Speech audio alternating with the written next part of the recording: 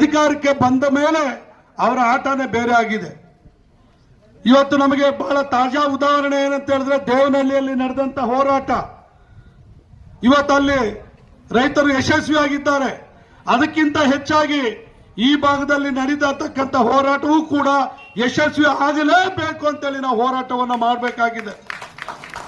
ಅದು ಏನೇ ಬರಲಿ, ಗುಡುಗು, ಸಿಡಿಲು, ಸುಂಡ್ರಗಾಳಿ, ಸುನಾಮಿ ಏನೇ ಬಂದರೂ ಕೂಡ ನಮ್ಮ ಭೂಮಿಯನ್ನ ಕಿಂಚತ್ತೂ ಕೂಡ ಸರ್ಕಾರಕ್ಕೆ ಬಿಟ್ಟು ಕೊಡೋದಕ್ಕೆ ಸಾಧ್ಯ ಇಲ್ಲ ಅಂತೇಳಿ ಪ್ರಮಾಣವನ್ನ ಮಾಡಿ ನಾವು ಹೋರಾಟವನ್ನ ಇವತ್ತು ಮಾಡ್ತಾ ಇದ್ದೇವೆ. ಈಗಾಗಲೇ ಧ್ವಂಸಂದ್ರದಲ್ಲೂ ಸಹ ಒಂದು ಹೋರಾಟದಲ್ಲಿ ನಾನು ಕೂಡ ಭಾಗವಹಿಸಿದ್ದೆ. ತದನಂತರ ಅನೇಕ ರಸ್ತೆ ತಡೆಗಳು ಮತ್ತೆ ಬೆಂಗಳೂರಿನ ಸ್ವತಂತ್ರ ಉದ್ಯಾನವನದಲ್ಲೂ ಕೂಡ ಹೋರಾಟವನ್ನ ಮಾಡಿದ್ದೇವೆ.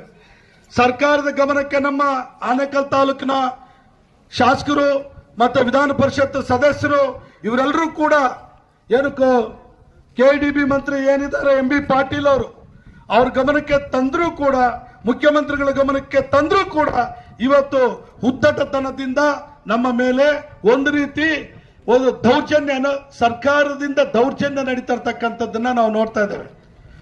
ರೈತರನ್ನ ಎದುರಾಕೊಂಡಂತ ಸರ್ಕಾರ ಈ ರಾಜ್ಯದಲ್ಲಿ ಉಳಿದಿರ್ತಕ್ಕಂಥದ್ದು ಇತಿಹಾಸನೇ ಇಲ್ಲ. ಹಾಗಾಗಿ ಇವತ್ತು ಕೂಡ ರೈತರನ್ನ ಈ ಸರ್ಕಾರ ಏನಾದರೂ ಈ ರೀತಿಯಾದಂತಹ ಒಂದು ಉದ್ದಟತನದಿಂದ ನಡೆಸ್ಕೊಳ್ಳೋದೇ ಆದ್ರೆ ನಿಮಗೆ ಮುಂದೆ ಭವಿಷ್ಯ ಇಲ್ಲ ಅಂತೇಳಿ ಸರ್ಕಾರದಲ್ಲಿ ಹೇಳಲಿಕ್ಕೆ ಬಯಸ್ತೇನೆ. ಇವತ್ತು ರೈತರು ಈ ದೇಶದ ಬೆನ್ನೆಲುಬು ಅಂತೇಳಿ ಕೇವಲ ಭಾಷಣಗಳಲ್ಲಿ ಮಾತನಾಡ್ತಾರೆ ರಾಜಕಾರಣಿಗಳು. ಆದ್ರೆ ರೈತ ಏನಾದ್ರೂ ಇವತ್ತು ಈ ದೇಶನ ಕಾಯುವಂತಹ, ಈ ದೇಶವನ್ನ ರಕ್ಷಣೆ ಮಾಡ್ತಕ್ಕಂಥ ಸೈನಿಕರಿಗೂ ಕೂಡ ಅನ್ನ ಕೊಡ್ತಕ್ಕಂಥವನು ರೈತ ಮಾತ್ರ. ಅಂತ ರೈತನ ಇವತ್ತು ಬೀದಿನಲ್ಲಿ ಬಿಟ್ಟು ನೀವು ಅಲ್ಲಿ ವಿಧಾನಸೌಧದಲ್ಲಿ ಎಸಿ ರೂಮ್ಗಳಲ್ಲಿ ಕೂತ್ಕೊಂಡು ರಾಜಕಾರಣ ಮಾಡ್ತಾ ಇದ್ದೀರಿ. ನಿಮಗೆ ನಾಚಿಕೆ ಆಗ್ಬೇಕಾಗಿದೆ. ಇವತ್ತು